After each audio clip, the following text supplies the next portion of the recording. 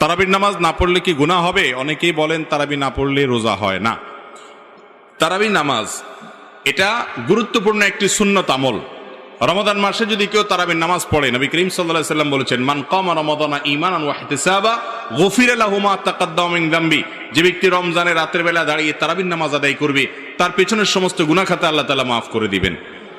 অতএব তারাবি নামাজ পড়তে চেষ্টা করা উচিত। কিন্তু কোনো কারণে যদি কেউ তারাবি নামাজ না পড়েন, তার কারণে তার রোজা হবে না, এমন কোনো কথা পৃথিবীর কোনো আলেম, কোনো ফকিহ বলেন নাই। অতএব যদি কেউ তারাবি পড়তে নাও পারেন, রোজা তাকে অবশ্যই রাখতে হবে। তারাবি মিস হলে গুনাহ হবে না, বড় গুনাহ কবিরা গুনাহ হবে না, কিন্তু রমজানের রোজা মিস হলে কবিরা গুনাহ হবে। অতএব তারাবি নামাজ এটা আমাদের আদায় করা উচিত। এটা যদি ছুটে যায় কোনো কারণে, হঠাৎ কোনো একদিন একা একা পড়ে নেব।